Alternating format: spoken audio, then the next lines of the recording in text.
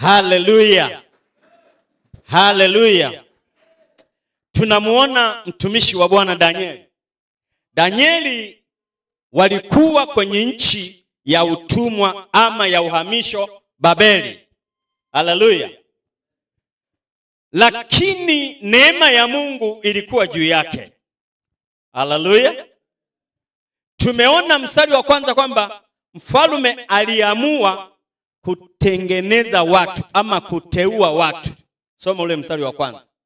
Tunaanza kudadamvua sasa. Mwambie mwenzako mchakato unaanza. Kwa hiyo kaa vizuri ili tuchakate vizuri. Karibu, soma ule mstari wa kwanza. Ilimpendeza Dario kuweka juu ya ufalme maliwali 120. Aweke juu ya utawala wake, juu ya ufalme wake maliwali 120. Wawe juu ya ufalme wote. Wawe juu ya ufalme wote. Na juu yao akaweka wakubwa watatu. Na Danieli alikuwa mmoja wao. Ili maliwali hawa watoe hesabu kwao, mfalme asipate hasara. Haleluya. Lengo lake la kuweka 120 wawe juu ya ufalme wake. Haleluya. Afanye kazi na watu, maana hataweza kufanya kazi peke yake, na ndivyo ilivyo. Haleluya. Lakini akatengeneza na wizara nyingine ambayo haikuwepo, ya watu watatu. Sasa 120 halafu kuna watatu. Halafu hawa 120 watowe taarifa kwa hawa watatu ili mfalme asipate nini? Hasara. Tunaenda pamoja. Lakini tumeona hapo kwamba na Danieli akawemo. Mwambie mwenzako Danieli alitumbukizwa, ambaye ni Muisraeli, ni Mwebrania. Hawa ni Wababeli, wachawi wa kawaida kabisa, waabudu miungu, hawana Mungu ndani yao aliyeumba mbingu na nchi. Kwa hiyo Danieli akapandikizwa ndani ya wale watatu. Hebu tusomee hapo kwa kipengele hapo kwamba akateua watatu. Kasome hapo kwa kipengele. Na juu yao akaweka wakubwa watatu. Na Danieli alikuwa mmoja wao. Ili maliwali hawa watoe hesabu kwao, mfalme asipate hasara. Hii wizara imetengenezwa ni ya watu wangapi? Watatu. Kwa hiyo nyie 120 mtatoa ripoti kwa hawa watatu. Danieli yumo katikati ya wale watatu. Lengo la mfalme asipate hasara. Ina maana alishapigika vya kutosha, watu washaiba. Ameibiwa mpaka akashitukia issue kwamba hapa nisipokuwa makini, huu ufalme utakuwa ufalme wa kimaskini. Naibiwa. Kwa nitatengeneza maliwali 120, halafu nitatengeneza kamati maalum ya watu watatu. Kwa hiyo hawa wakichakata hawa 120 watowe taarifa kwa hawa watatu, halafu hawa watatu ndo waje kwangu wanipe ripoti nisipate hasara. Sasa sikiliza, kwa nini Danieli amewekwa? Muulize mwenzako, hivi unafikiria vipi? Kwa nini Danieli ametumbukizwa ndani ya wale watatu ambao ndo mabosi? Kwa nini? Muulize. Unamuogopa? Nisikilize vizuri. Hao wote walikuwa wezi watupu. Yaani wale 120 wezi, na hawa ndani ya watatu wawili wezi. Si mtaona huko mbele, si tumesoma? Kwa hiyo huyu mfalme Bwana alimtembelea kwamba kuna mmoja ambaye sio mwizi, ni mwaminifu. Haleluya. Yaani sikiliza nikwambie, washamuibia sana. Mwambie wenzako, mwanangu tushaibiwa. Anahitajika Danieli. Wewe fikiri kwa nini Danieli awekwe? Yaani wale 120 wezi hawatatoa taarifa zinazostahili. Kwa hiyo kazi ya CAG haitakuwa na faida yoyote. Na hawa watatu wawili wezi. Yaani wale ndio watapiga vizuri. Maana mkate mzima si unaangukia kwao. Sasa ule mkate ili waupeleke kwa mfalme Dario, wanaumong'onyoa kwanza. Si anawaamini? Yesu ndo ameunda ile tume. Kwa na wenyewe wezi, lakini Mungu alivyo mwema, katikati yao akawemo na Danieli. Tuendelee. Basi Danieli huyo alipata sifa kuliko wakubwa na maliwali. Danieli akapata sifa kuliko wakubwa na wale maliwali 120. Wakubwa wale wawili. Mnanielewa vizuri? Mnanipata?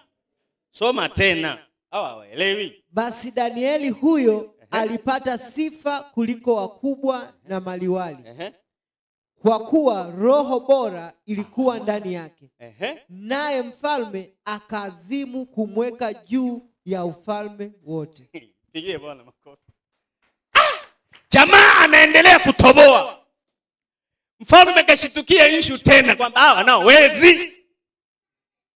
Hapa anayetakiwa ni Danieli ndo awe juu yao wote. Wale 120 wataleta taarifa kwa hawa wawili. Hawa wawili nao wampigie goti nani? Danieli. Mimi nitadili na Danieli kwa sababu ana roho bora ndani yake.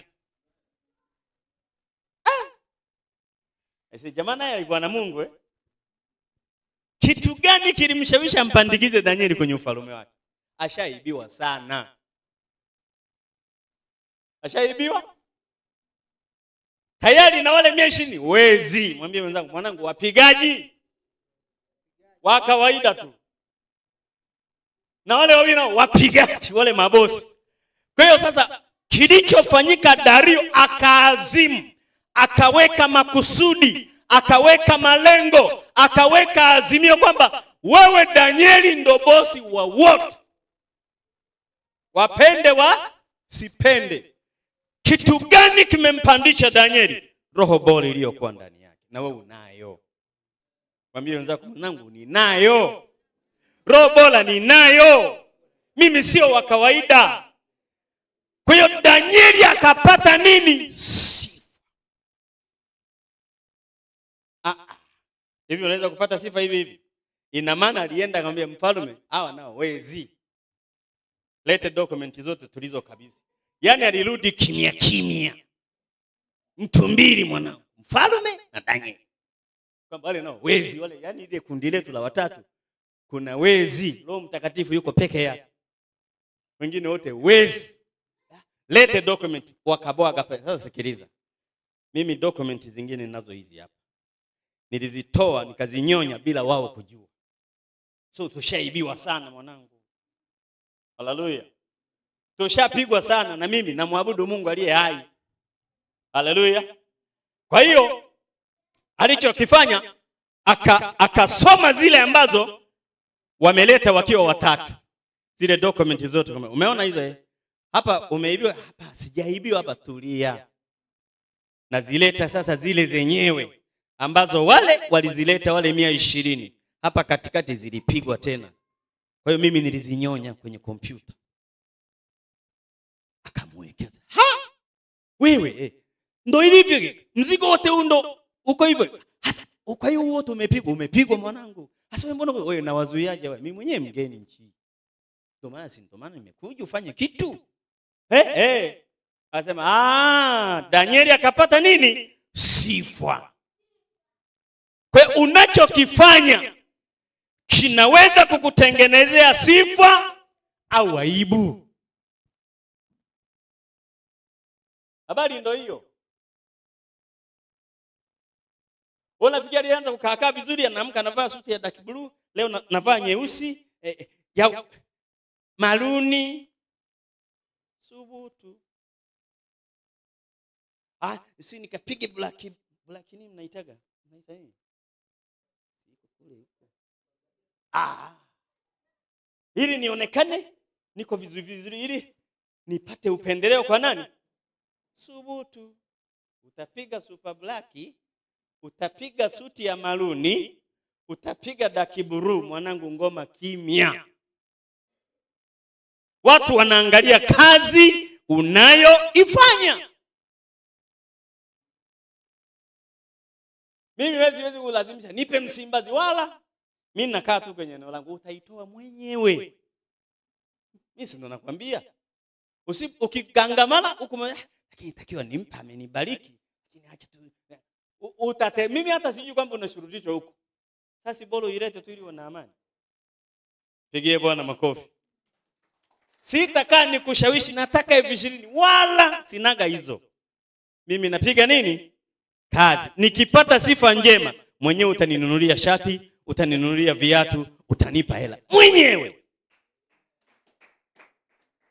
Hivyo kulazimisha mwanangu zinaaibisha. Yaani kaniganda katoa kunipigia hasa hivi tena nataka 50. Mimi mwenyewe na mambo yangu. Danieli akapata nini? Kuliko wenzake. Kwa hiyo mfalme akaazimu moyoni kumuweka juu ya nini? Juu ya ufalme, kwa sababu ya roho bora iliyokuwa ndani yake. Timbwili likaanzia hapo kwa Danieli. Wale 120 wale, shughuli ikaanza. Soma. Basi mawaziri, nisikilize hapo, au wadogo hao, yani baraza lote la mawaziri likakaa. Na maamiri wanajeshi wakatafuta sana kupata sababu ya kumshtaki Danieli. Wakatafuta sana kupata sababu ya kumshtaki Danieli kwa mfalme. Wamechimba, wamejaribu kuchanganya mafaili ionekane Danieli amekosea wapi. Kwa sababu kwake si ndo anatoa ripoti, maana si ndo bosi wa wote. Wale 120 na wale wawili wanatoa ripoti kwake. Kwa hiyo walichakachua kule, yeye akifika hapa kwa sababu na roho wa Bwana anambia, sikilizeni, mmeiba na mzigo huko sehemu fulani, natuma watu. Basi bwana. Walitafuta sana nini? Sababu.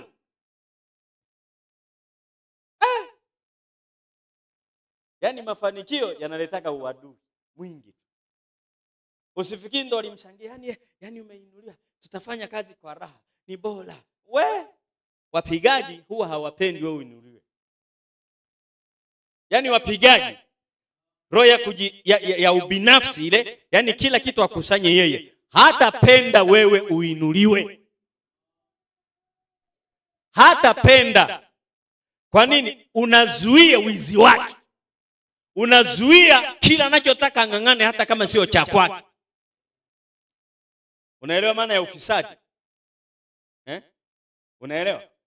Ufisadi maana yake unachukua hata visivyo kustahili. Wewe unakomba tu, unanyang'anya shamba la mtu, unajiona mjanja na mawakili, unanyang'anya farasi wa mtu.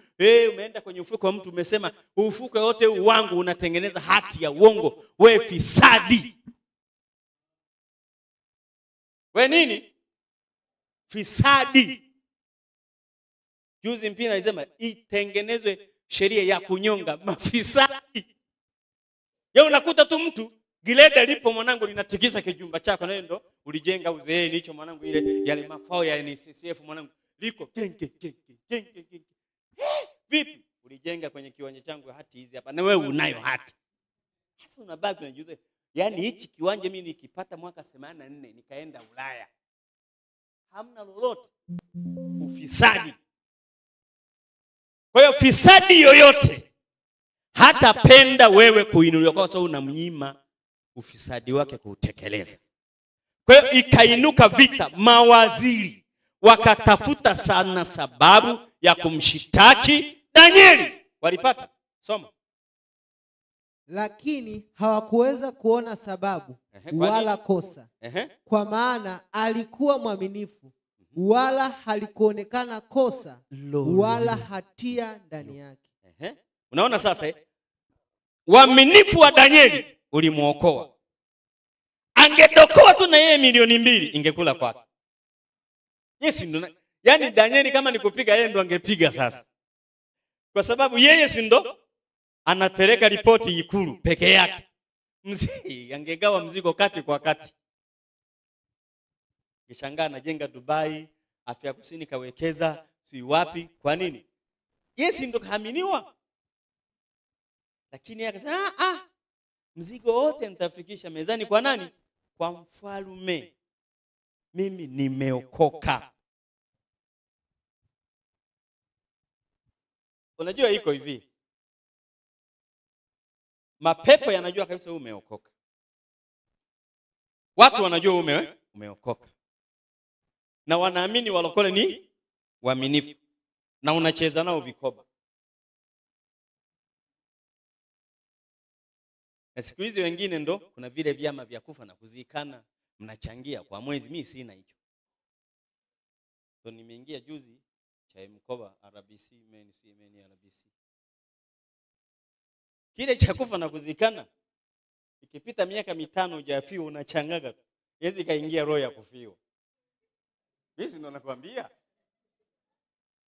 Baada ukifika zile ataweza kuchangia ka message unakumbushwa mchango. Yaani tutakuwa tunachanga tu unachukua.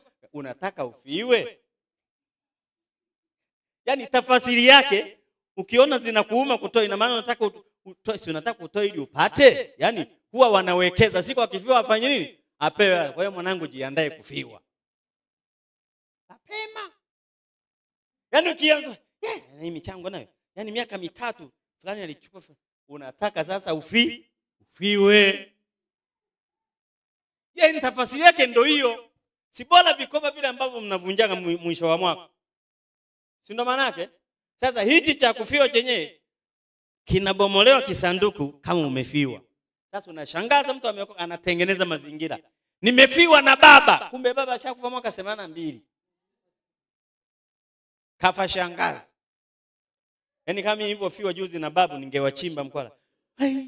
Natambalia magoti hivi, baba kafa. Na wakati baba alikufa ukanipa hela. Unakumbuka siku hiyo? Shangu na ntona nipa. Huyu mama anatoa. Wahi nyumbani. Wanajua kunipa hela yule mama wa Kichaga. Eti wahi nyumbani tulikuwa tunasoma chuo. Mzigo nikapewa wa maana mama huyu. Kumbe katumia hekima, nimefiwa na baba yeye kashajua. Sasa ndo naibuka, ningeibuka tena juzi. Vipi Filipo? Nimefiwa na baba, kumbe kafa Filipo babu. Watu wanatengeneza mazingira kwa sababu ya kale kamchango. Utaua watu mwanangu mpaka utakoma ubishi. Hivi mnanielewa? Si unajua hela unatamani na kwa kuipite? Yaani ukiona aliyefiwa hafu kafiwa Bukoba sasa. Laki milioni 5 hizo hapo pa. Karoka na wewe. Hichi kikundi kina faida kweli, kina faida. Kwa sababu kapata milioni 5 kafanya nini? Kafio. Kwa hiyo na wewe unataka uchukue ile milioni 5. Sasa bora ufio, ukifa wewe ndo hata hela zenyewe huli.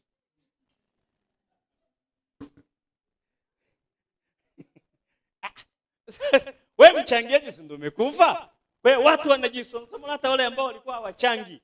Kwa jamani marehemu alikuwa mshirika wa chama cha kufa na kuzikana, milioni 10 hizi hapa. Watu watakunywa misoda. Utakulaje yaani wewe umetengenezewa tu kajumba ka sanduku lile. Wamekusaidia sana eti na visuti vya nini? Yaani mnaweka suti kwenye jeneza eti za 500,000. Ndio maana wezi wanatembelea makaburi siku hizi. Mwanangu siku hizi wanafukua, usifikiri ushirikini umezidi. Kuna suti mle za 500 mpya. Akiibuka nazo anaenda tu kwa mtu bwana. Una 3 hapo, una mzigo hapa. Unang'ara hivi. Bwana huko hizo lete hizo 2. Yeye kazi aliyoitumia ni kufukua nini? Kaburi. Wewe unafikiri ushirikina tu? Mmezikaje marehemu? Ameenda na nguo za aina gani? Kwani nyinyi mnafikiri nini? Hivi kweli watu wamwache tu marehemu aende na nguo za milioni 1 na wameona wakati wanaaga, wanarudi. Hata kama mmejengea watatindua mwanangu, watatindua mpaka ile swala washaibuka na suti. Alafu jeneza wanaliacha wazi. Yaani ushirikino umezidi huu mkoa. Tuombe, sio tuombe, watu wamevata suti za marehemu. Haleluya. Imekaaje hiyo? Kwa hiyo wakamtengenezea tatizo, hawakulipata. Wakaazimu sasa, huyu jamaa ni mwaminifu sana, hatutamuweza. Huyu hatutamuweza. Ila sasa twende kwenye maeneo ya ibada. Huyu kwa misimamo alionayo hata kubali. Kwa nini? Siku na ile issue ya sura ya 3. Naikumbuka ile? Wewe unaikumbuka issue ya sura ya 3 Danieli?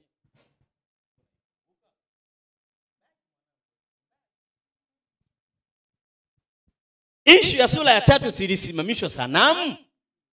Watu wakaambiwa waabudu nini? Sanamu. Shadraka, Meshaki na Abednego walikataa. Na Danieli ndo alikuwa kwenye ufalme. Kwa hiyo wako sahihi. Kwa hiyo walijua hawa wana misimamo kwenye imani yao. Huko lazima tumnase. Kwa hiyo wakakaa. Hebu walikaa watu gani sasa hapa? Kutengeneza lile tatizo ambalo wanajua Danieli lazima aingie. Na aliingia. Sema, "Hii mwanangu tunakula sahani moja." Basi wale mawaziri na maamiri wakakusanyika pamoja mbele ya mfalme. Wakakusanyika pamoja mbele ya mfalme. Paka na madiwani wamo humo. Wakamwambia hivi. Mfalme, sikiliza wanachomweleza sasa. Uishi milele. Cha kwanza, uishi milele mfalme. Anajisikia vizuri kwenye kiti cha enzi na kajui sikako pembeni. Karibuni. Mawaziri wote wa mfalme wanatoa taarifa. Mawaziri wote wa mfalme na manaibu waziri. Mnanielewa vizuri? Na maamiri na madiwani wote wa mfalme Dario na maliwali wakuu wa wilaya wamefanya shauri pamoja. Baraza la mawaziri, si manaibu waziri, wakuu wa wilaya, madiwani. Utaponea wapi mwanangu? Mtu mwenyewe mgeni kwenye nchi hiyo. Unachomoka? Wamefanya shauri gani sasa? Ili kuweka amri juu ya kifalme. Yaani wao wamekaa wakatengeneza eti amri juu ya ufalme. Jambo ambalo litakiwa lifanywe na mfalme. Sasa wakishajikusanya vile hata wewe mfalme unakuwa hapa lazima ni wakubali. Na kupiga marufuku ya kwamba mtu yeyote atakayeomba dua kwa Mungu awaye yote au kwa mtu awaye yote katika muda wa siku 30. Mwezi tu unatosha. Danieli lazima aingie kwenye 18. Ila kwako mfalme atatupwa katika tundu la simba.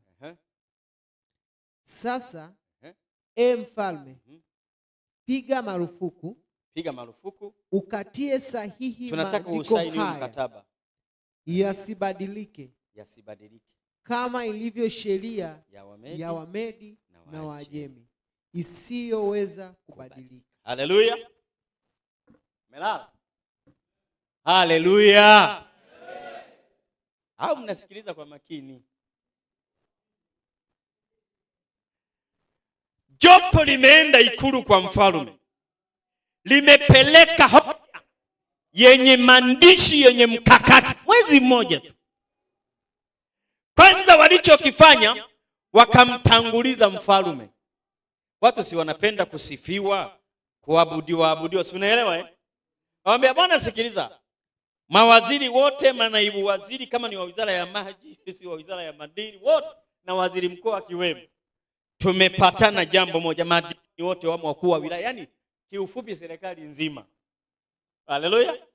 Tumesema hivi, iwekwe sheria juu ya ufalme ambao wewe ndio unauongoza, Mfalme Dario, kwamba mtu yeyote atakayeonekana anaomba dua kwa Mungu au kwa mtu yeyote, mtu huyo isipokuwa ni kwako wewe mfalme, yani kupitia jina la, yani maombi ukianza, naomba katika jina la Mfalme Dario, yani Mungu ndo awe nani? Dario.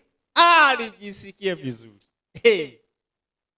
Kumbe ndio umemletea mtego kwamba isipokuwa kwa kupitia wewe, mtu huyo akionekana atatupwa kwenye tundu la simba. Kuliwaga na simba wanaoshughulikia wakorofi. Yaani wao kupeleka jela, simba tu watakushughulikia, mmalizane hapa. Yaani wao hawataki kwamba eti akanyonga, wananyonga simba. Unanielewa vizuri? Na hili jambo lifanyike ndani ya siku 30. ila kinachotakiwa hii marufuku uipitishe, halafu utie sahihi kama ilivyo sheria ya Wamedi na Waajemi, kwamba ukishagonga muhuri ukatia sahihi, hilo jambo halitabadilika, litabaki vile vile. Mfalme kaambia wewe ndio utakuwa Mungu kwa muda wa mwezi. Alijisikia, lete mafaili. Akamwaga wino mwanangu. Mwanzibini wenzako Dario akamwaga. Dario akamwaga nini? Dario akamwaga nini?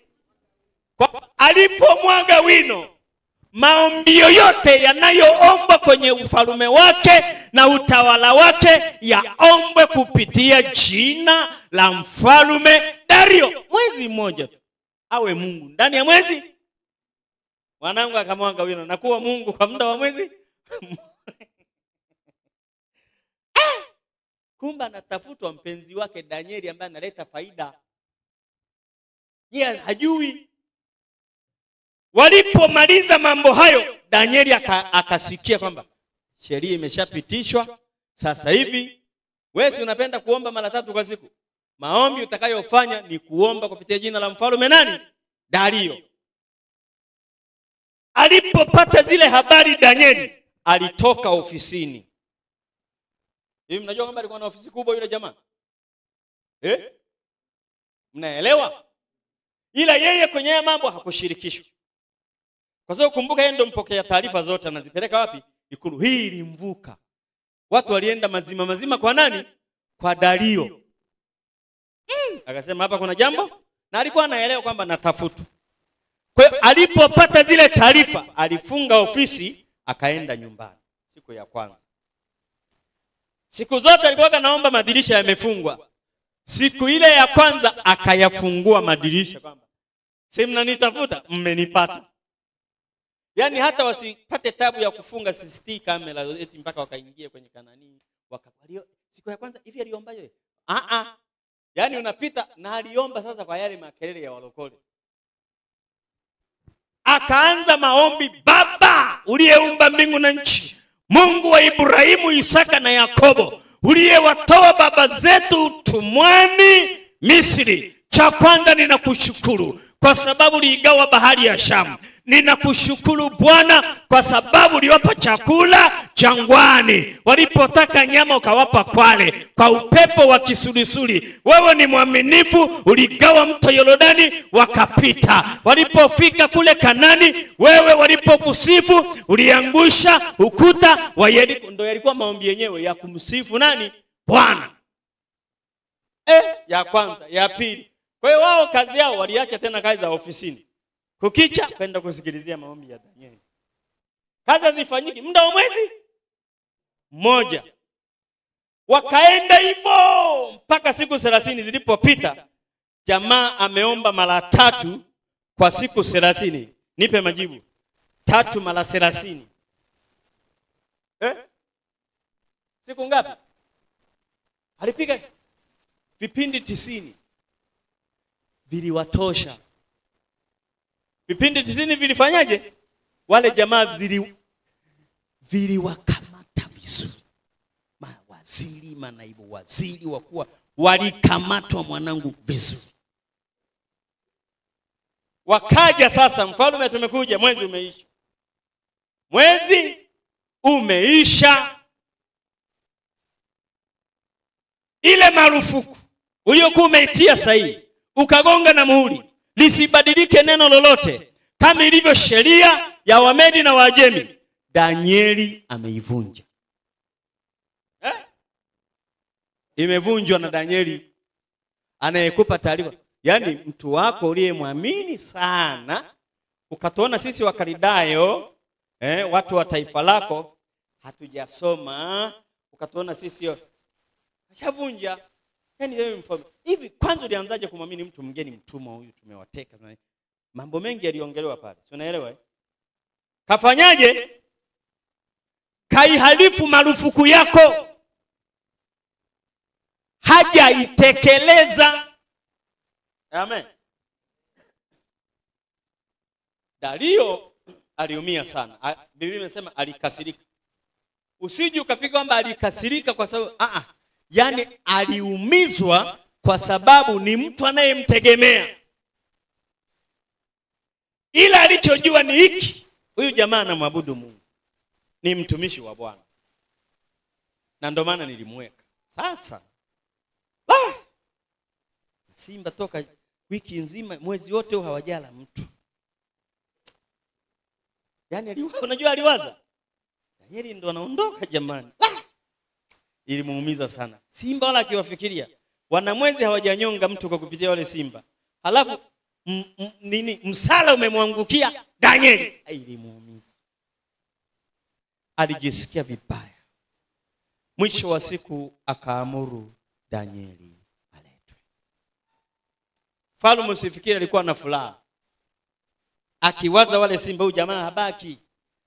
Ila kwa kuwa anamtumikia Mungu na huwa ananielezea Mungu wao na miujiza, atamsaidia. Amen. Ndio maana ukifanya kazi na watu hawajaokoa, mweleze yake na Mungu wako. Sio Mungu wa mafuta. Tokea mtaweka na vitumbua. Tunaanza maduka tena ya kuuza mafuta kwenye vipochi. Mweleze yake na Mungu wako mwenzako.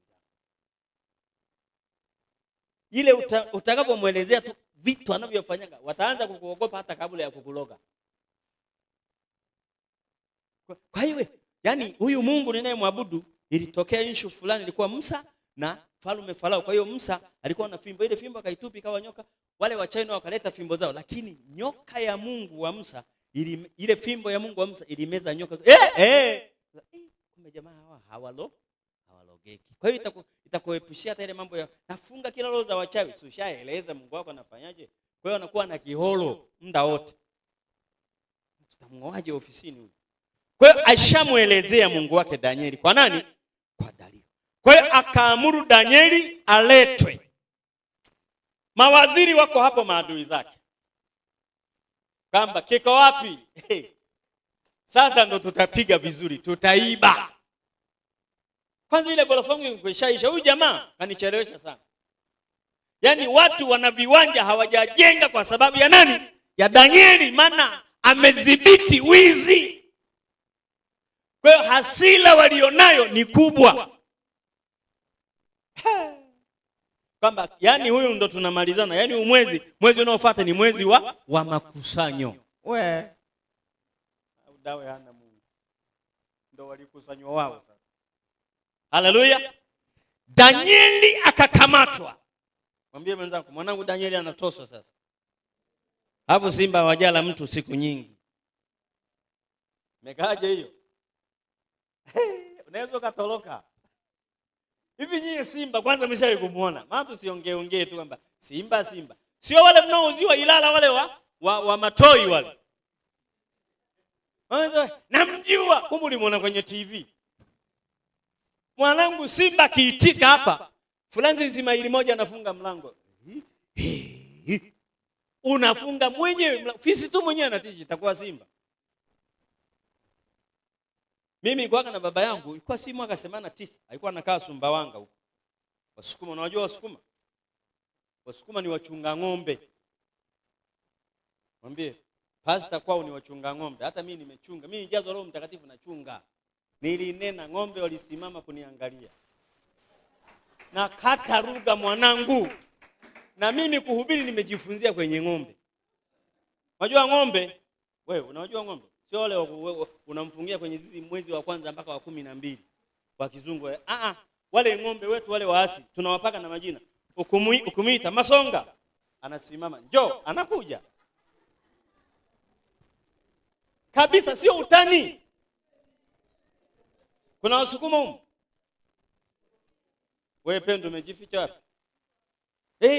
Si ndio ilivyo? Yaani hata wale wakulima wale, ukishika tu ile nani ile sisi tunaita majoki. Haya. Njoni, wanakuja wenyewe, wanakuja wanaingia, unafunga. Twende, anaenda. Nalima, mkifika mwisho, simama, anasimama vizuri. Rudi, anarudi. Yaani wala sio uchawi.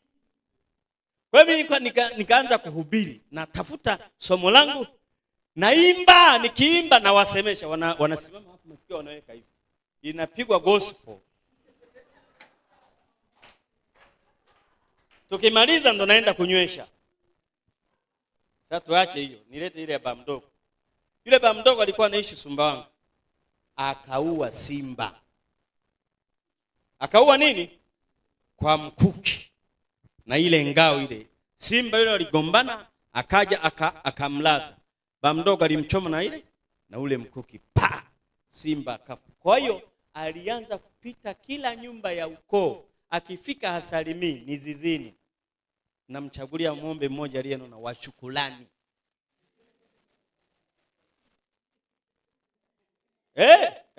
Yani ndio ilivyo kwetu. Yani huyu ni shujaa, inabidi tumshukuru Mungu. Kwa hiyo akifika na alitembea miaka 2 hajaoga. Anakusanya mzigo kwanza ndo ataoga baadaye. Mimi nilimuona kwa macho, ilikuwa kama 89 kwenda kwenye 90 hivi.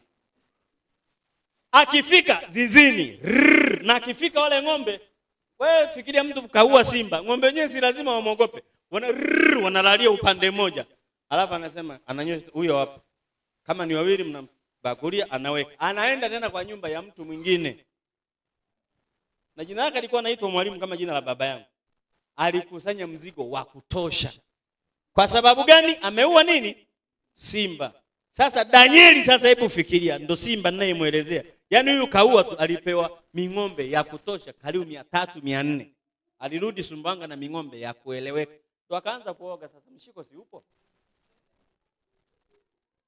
Wewe unaona watu wakikosaka hela tu kuoga wanakata tamaa.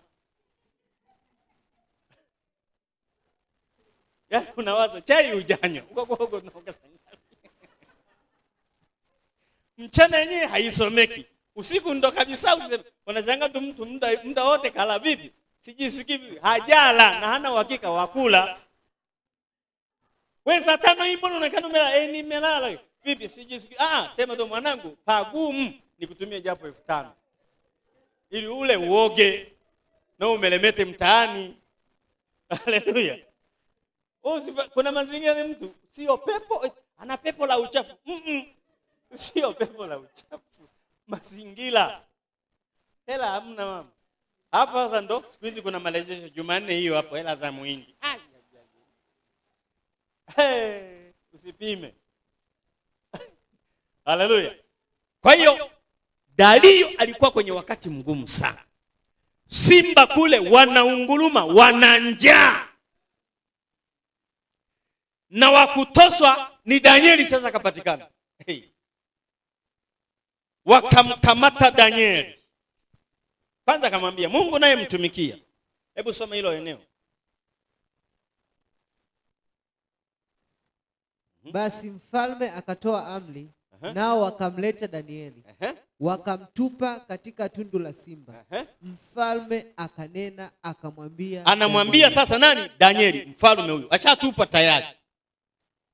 Mungu wako unayemtumikia daima. Mungu wako unayemtumikia siku zote, ndo tafasiri ya daima. Sawa Mungu wako unayemtumikia daima.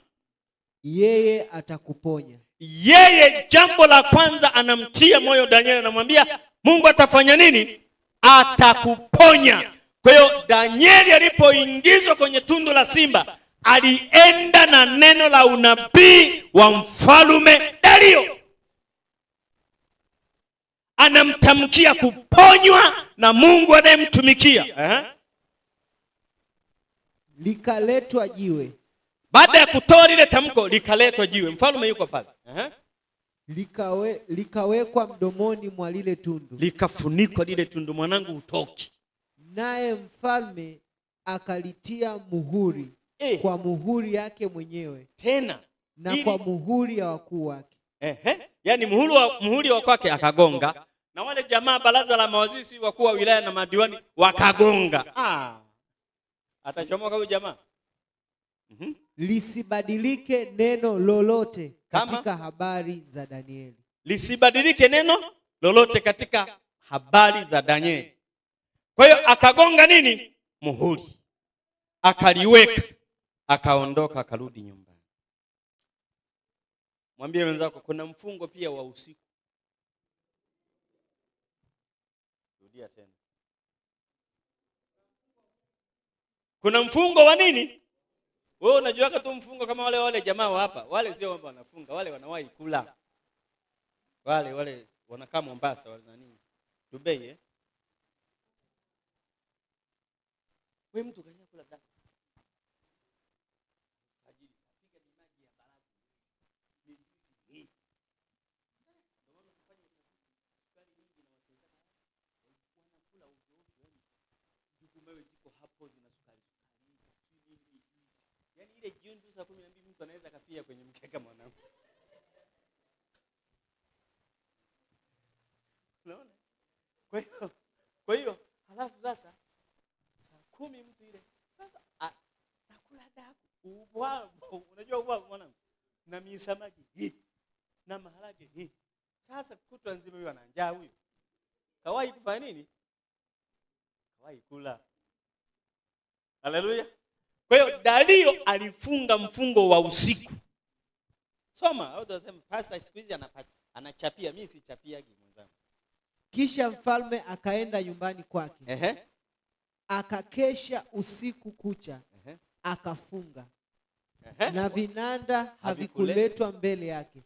Na usingizi wake ukampaa. Umeona sasa Hakunywa juisi, hakula hiyo siku. Kumbuka hilo jambo limefanyika kwa kutwa nzima. Hawajala. Akarudi tena siri. Mtu wangu mwanangu, mtu wangu, la Danieli. Lakini kwa neno hilo sema, kesho nitamkuta huyu jamaa. Mungu wake ananielezeka anafanya mambo makubwa. Mimi naamini kuna mikono ya Mungu yameshushwa kwenye shimo, yamenyamazisha vinywa vya simba. Usiku kuja sihitaji tena muziki. Muziki au kupigwa Ikulu. DJ siku hiyo alikosa kazi. DJ alikosa nini? Wote piga watu wana machungu ya Danieli. Wale wengine walienda kwenye nyama choma. Wale walioleta ile marufuku. Madiwani, baraza la mawaziri, zilichomwa kitimoto. Imeisha hiyo mwanangu, kesho kazini, yani umwezi wa kupiga. Mwezi wa nini? Wa makusanyo. Walijipongeza. Watu walipiga ulanzi mwanangu, walipiga komoni, walipiga bia. Ajifanya eti ndo mjuaji. Tunaishi sio hii kazi. Walijipongeza. Mwenzao kule kafunga, hataki mziki. Wao walienda kwenye ile mavilabu ya masaa 24 yale. Yako mavilabu ya masaa 24. Yaani hiyo ina kulala. Wewe unawaza kesho naenda kupiga hela. Utalala. Nyenyewe tu nikwambia hapa saa 8 usiku nagawa mgao wa milioni ulali nisije nikapitiliza usingizi. Unaona? Kwa hiyo alisumbuka sana Dario. Asubuhi na mapema akaondoka. Somea hapo. Asubuhi mfalme akaondoka mapema. Akaenda kwa haraka mpaka penye lile tundu la simba. Naye alipokaribia lile tundu, akamlilia Danieli. Kwa sauti ya huzuni. Mfalme akanena. Akamwambia Danieli. Danieli. Mtumishi wa Mungu aliye hai. Je, Mungu wako unayemtumikia daima aweza kukuponya na simba hawa? Ndipo Danieli. Tulia kwanza mwanangu. Tulia. Simalize mechi. Watu wanaweza wakagaili wakarudisha timu. Dario mapema kabisa na hakuhitaji bodyguard hiyo siku. Mapema akaenda kwenye ile tundu la simba. Ni kama wale wamama wale waliondoka mapema kwenda kwenye kaburi. Ndio design zenyewe hizo. Kaburi la Yesu liliwekwa jiwe, tundu la simba liliwekwa jiwe. Lile jiwe la kwenye kaburi la Yesu liligongwa muri na huku nako. Ndio zilikuwa sheria za nyakati zile. Alienda kwa huzuni. Ameumia usiku kucha na hajalala, macho yanawasha kama pilipili. Alipolikaribia lile tundu la simba, akaanza kumlilia Danieli. Danieli mtumishi wa Mungu aliye hai. Danieli mtumishi wa Mungu aliye hai. Je, Mungu unayemtumikia aweza kukuponya na hawa simba? Anamuuliza swali Danieli. Anamuuliza swali nani? Ni imani kubwa sana kwa Dario. Ni imani, aliamini neno la jana alilolisema kwamba leo lazima liishi. Alisema Mungu unayemtumikia atakuponya. Kwa hiyo aliondoka nyumbani akiamini nguvu ya neno lake imetenda kazi. Wewe unasema leo, kesho na mashaka. Hivi Mungu atajibu? Unaingia tena mifungo mingine. Wewe ulishalifungia jambo hilo wiki nzima. Utafungaga mpaka nijue. Fungia na mengine, achana na hilo bwana. Tumeambiwa tuombe bila kukoma, inategemea. Wewe umefunga mwezi wa kwanza wote, ukula, ukunywa.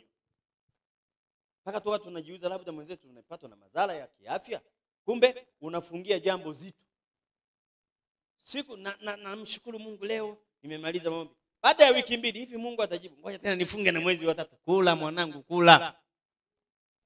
Ukiomba aminini, yamekuwa ya kwenu nanyi mtayapokea. Funga kwa jambo jingine.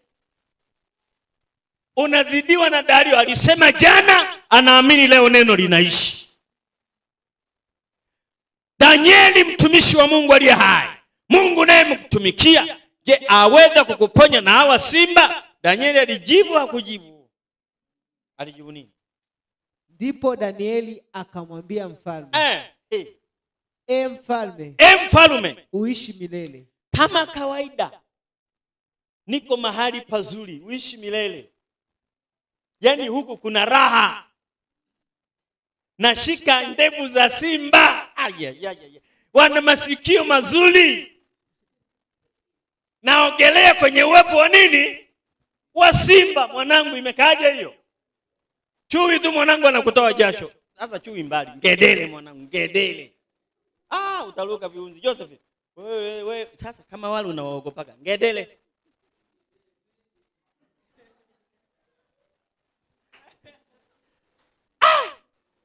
Haleluya! Pigie Bwana makofi. Kuna raha kuishi na Bwana. Kuna raha kutembea na Bwana. Anaitwa Mungu wa maajabu. Mungu wa ishara na maajabu. Hatubahatishi. Unamdai mimi sibahatishi. Simalizi yake au amjuage na nyimbo. Mnajua tu za mipasho.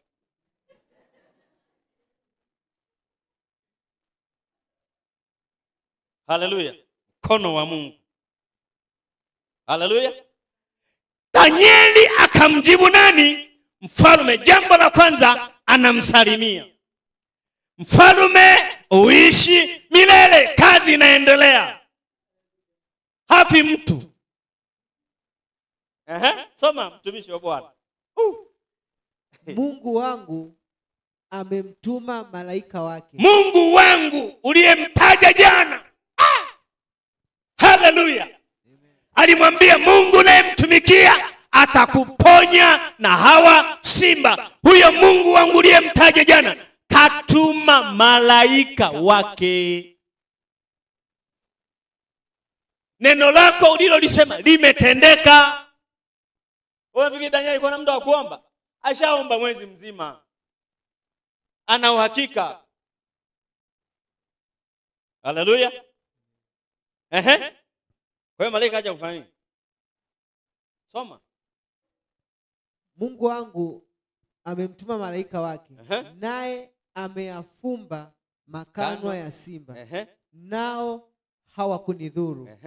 Kwa kuwa mbele zake huyo Mungu mimi nalionekana kuwa sina hatia. Alafu na mbele? Tena mbele yako, mfalme, sikukosa neno. Pigie Bwana makofi.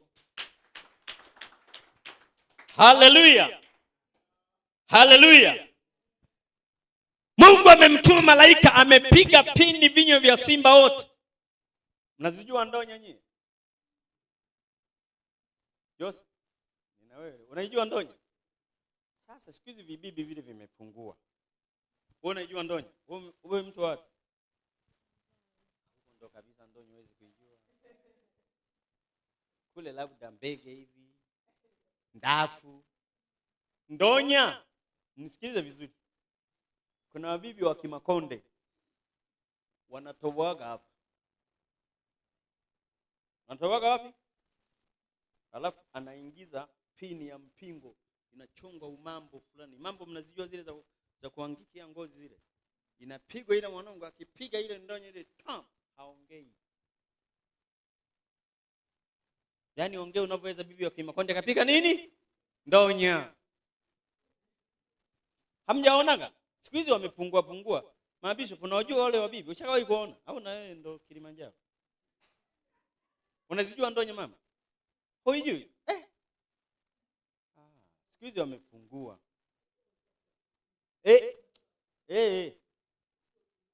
Sasa wewe wanaishi hapa mjini, mimi simeone hapa da. Mimi da nimekuja 96. Mwingine hamjazaliwa. Hivi mwanangu akipiga hii afu na huko ndo kondenchale wale. Yaani kuangalia ndonya na ile maucho mwenyewe unakimbia. Kwa hiyo Mungu naye alipiga ndonya wale simba. Sasa wakabakisha wanamsaidia Danieli kwenye kusifu kwa sauti ya besi. Danieli akiimba kwa watoto hawezi kufanya ndonya. Nini? Imepigwa pini na Bwana. Haleluya. Maadui zako watapigwa pini na Bwana. Atawapiga ndonya. Haleluya. Kwa hiyo Mungu amemtuma malaika, naye ameyafunga makanwa ya simba, nao hawakunizuru. Kwa hiyo tunasherehekea uwepo wa Bwana. Wao wenyewe wanashangaa, toka lini tukapigwa ndonya? Kwa hiyo wao wanamsifu wakimwangalia Danieli. Jamaa haliki basi tu. Haliki wanajipitisha, wanampitishia mkia naye anamshukuru Bwana. Nimerudi enzi za Adamu. Mnazijua enzi za Adamu? Unaishi na wanyama. Basi tumwache Adamu. Mnamkumbuka ile mzee wa watu yule alijengaga safina kwa miaka 100? Kipengele mwanangu. 120. Nuhu alikuwa anabeba simba, anaingiza kwenye safina. Anabeba swala, hawakulana. Kwa hiyo Danieli alijikuta amerudi enzi ya Nuhu. Anaogelea kwenye uwepo wa wanyama wazuri ambao huwezi kuwasogelea. Lakini yeye aliwashika, yeye alikaa nao usiku kucha. Mfalme kule hajalala, wenzake wanapiga sifa za Bwana huko. Haleluya. Kwa hiyo nipo, sijafa. Hili jambo sije ukachukulia masiara mwanangu. Ukilazwa tu kituoni ni shughuli, kituo tu cha polisi. Je, kwenye simba? Haleluya. Yaani mtu wengine akilazagwa kama Wasukuma ndo kabisa hawataki shida. Yaani Msukuma ukimpeleka kituo, kauzeni hata ng'ombe 10. Huko mimi sitaki. Usiku tu mmoja Msukuma mpe, utamnyang'anya vyote. Ndio vipi? Hakuna shida. Yaani yeye anajua nitamaliza. Watu wenyewe wanapenda rushwa. Atauza ng'ombe 20, atalisakafia jambo utamuona ulaiani. Hataki kukaa jela. Sukuma waoga. Awe Mchaga. Msukuma anakuambia hivi, mashikolo macholwa. Kabisa. Mashikolo kwa tafasiri ya Pendo. Hao ndo mmezaliwa mjini. Yaani vitu vinatafutwa. Kwa nini teseke gerezani? Natoka napiga shamba, nalima na kusanya hela za kutosha. Eti umlaze jela Msukuma.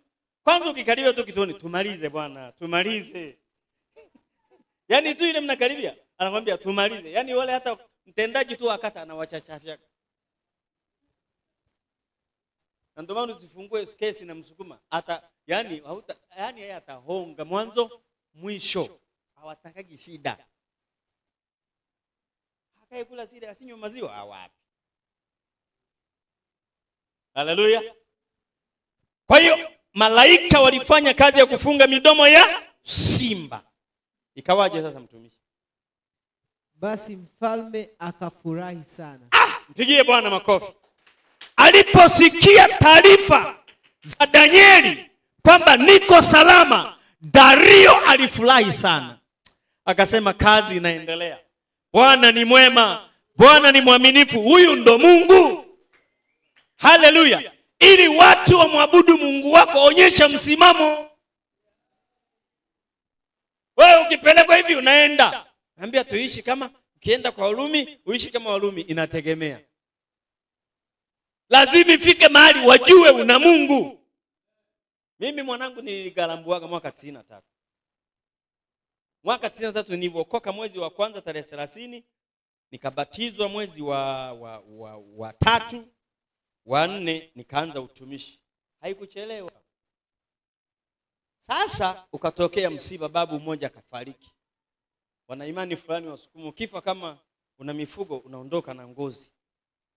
Wanachinja ng'ombe, nyama zile zinagawiwa kwa watu, wanawake nyumbani hawatakiwi kula.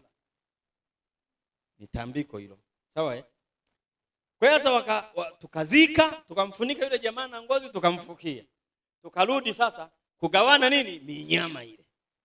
Ilipofika mzema, kwa nini? Na wanajua walikuwa wameshanitegea na wao. Wanajua walokole hawakubali. Waloma wanamongonyoa mwanangu. Wanamongonyoa vizuri. Vipi? Mimi nimeokoka. Mbona hao wanakula? Ambia ni wao, sio Filipo. Nikaweka msimamo, kesi ikawa kubwa. Wakasema kama ni hivyo na sisi hatuli. Yaani mtakuwa mmefanya jambo jema. Wewe unajeuri wewe mtoto. Bado katoto una miaka 20. 20 na ngapi ile? Unajeuri. Jambo lile likawa kubwa, kesi mahakamani. Si walitutenga? Yaani kule ukigomea jambo unatengwa, watu hawakusalimii. Ukifiwa wanazika na kuondoka, ukiwa na harusi haji mtu. Ukiumwa hakuna naye kusalimia. Kwa hiyo nilipopigwa pini ile, kaenda mahakamani, mchungaji akaenda mahakamani. Tukashinda kesi. Wakaambiwa hivi, hawa muache kama walivyo. Nikasaidia na wengine. Haleluya. Ningemong'onyoa, mchungaji angejua nimekula. Ingechomwa ile nyumbani hapo, wamama wataki kula nyama, mnakula wanaume watupu nyingi. Haya kugawa na mama sina kwa chache. Lakini nilikataa kwa sababu ya uweza wa Mungu. Usichanganye mambo. Wewe unafakamia tu. Wewe ujiulize, nyama ya kutokula wanawake ni nyama hii? Tambiko lile. Haleluya. Kwa hiyo mfalme akafurahi. Baada ya kufurahi akaamuru Danieli atolewe. Soma hapa tumalizie hapa. Akaamuru wamtoe Danieli katika lile tundu. Ndipo Danieli akatolewa katika lile tundu. Wale waliomuingiza wamtoe wenyewe. Hivyo unafikiria walikuwa na kiholo kiasi gani? Hii si inafanana na ya Hamani. Uliyemtengenezea mchokoo, sasa ndo unachokolewa wewe. Kwanza unaambiwa umtembeze mji mzima ukisema huyu ndo kiongozi, huyu ndo na gari unalotumia apande. Wewe upitage mabalabani na kile kimegaphone kile. Halo. Mordekai ndo kiongozi. Mordekai anaishi. Wewe si umemtengenezea mchokoo kumchokoa kwa sababu kupigii magoti. Kwa hiyo wale jamaa kuna hali fulani iliwashika. Wakaambiwa mtoweni nani? Danieli, mlimuweka lazima mtowe. Ikawaje?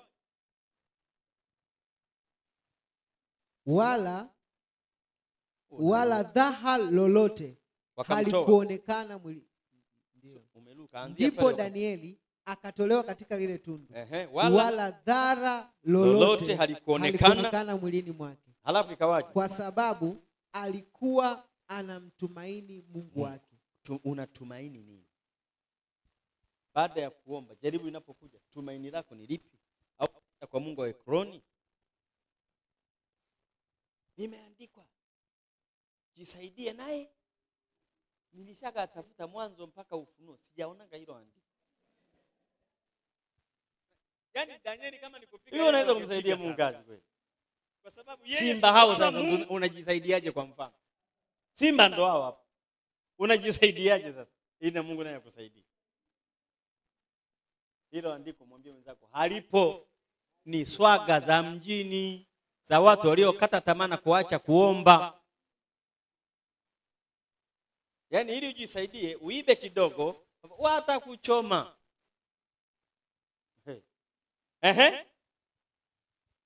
Mfalme akaamuru. Nao wakaleta wale watu waliomshtaki Danieli. Wakaletwa wale watu waliomshtaki nani? Kwa hiyo mkutano ulirudi kama jana. Haishi mpaka watu wamekesha watu wamekesha wanakula kitimoto kwamba kizuizi tumekiondoa. Sasa yupo sasa. Haleluya. Sasa yeye sasa ndo ana nguvu. Jana walikuwa na nguvu wao kwa mfalme. Leo Danieli ana nguvu kwa mfalme. Imekaaje hiyo? Kwa hiyo akaamuru waletwe wambea wote, maadui wote, wafitini wake wote, 120 si mawaziri mwana ilinuka. Kilifanyaje? Sasa mfalme naye akazidisha. Eti wakaletwa tena na watoto wao na wake zao. Jamani kuolewa na wezi kazi. Wewe unakulaga tu hivi vya wizi, siku utaitwa. Na hii mfalme alizidi. Alafu mwenzao hata hakuwa na mke peke yake. Akaamuru waletwe. Soma hapo mtumishi. Watu sija pasta labda pale. Mfalme akaamuru. Nao wakawaleta wale watu waliomshtaki Danieli. Wakawatupa katika tundu la simba. Wao na watoto wao. Na wake zao. Mungu wangu, ndoa zikahamia kwenye tundu la simba. Wamama wamekosa nini? Wamekula vya wizi. Watoto wamekosa nini? Wanakula vya wizi. Nyie mabinti nyie, mkagu wake wanaowaoa. Mnanielewa vizuri? Sio utani. Yaani mwanangu kiolewa na mwizi, wewe roho juu. Wewe kachoma mtu si atakuwa baba fulani. Yaani kiholo wakinogeza na mkewe. Sana kaka naangalia skrini ile ya wizi. Hivi sije wewe katulia. Lala chini unamwagia petroli mwanangu. Kisa umeolewa na mwizi. Nani anamtaka mwizi? Kuna wengine wanawatakaga wezi, wana hela. Atajijua mwenyewe na kazi yake. Mimi sinajali maisha ili muamala tu usome. Utasomeshwa siku moja. Nakwambia ukweli. Tena kama ndo usukumani, unabebwa mzima. Kula wapeleka kiti polisi. Unapelekwa mbugani, unavuliwa shati, unafungwa kwenye macho. Unapewa kwanza chai. Unaijua chai? Viboko vya kueleweka kwenye jua kali. Utataja siku ulianza kuiba, uliyemuuzia, mnaibaga naye. Kama mkeo anakupikiaga vizuri ukirudi kwa huyu analetwa. Sio utani. Nakwambia utakuja umefunga tumbo mwanangu, linawaka moto, mmeo mwizi. Kwa hiyo hawa walitumbukizwa wao, watoto wao na wake zao. Ni Biblia imesema. Wanakosa gani? Kwa hiyo familia yoyote kama inaongozwa na mtu asiye sahihi, kitembea na kilema, sijui mnasemagaje kwa Kiswahili hilo neno. Ila kwetu tunasema huyo mbana suni na huko suni. Yaani kienda na mtu anatembea hivi lazima mfanane. Amesema kwenye Biblia ataendaje watu njia moja isipokuwa wame, ndio tafasiri yake. Wewe rafiki yako mwizi, wote mnaenda siku kuangalia mpira wote mwizi. Siku polisi wanakuja, wanakukuta naye mwanangu. Hao waliowaibia pikipiki, wanawachoma wote, nakwambia ukweli. Hamna mimi si Tulia, simekula wote kitimoto kwa hela za wizi. Tulia. Kwa tuwe waangalifu, tuna marafiki wa aina gani? Kweli kabisa. Wewe ukatumbuizwa kwenye tatizo ambalo hata hukuhusika ila umekula vya wizi. Kwa hiyo wakatupwa, waliliwa hakuliwa. Hebu tusomee. Waliliwa kweli hao jamani? Au nao walikuwa na mbinu ya kunyamazisha simba? Na wale simba wakawashinda, wakaivunja mifupa yao vipande vipande, kabla hawajafika chini ya tumbo. Danieli alifika chini akaishi na simba. Mwanangu wale kumbuka wana mwezi hawajala mtu.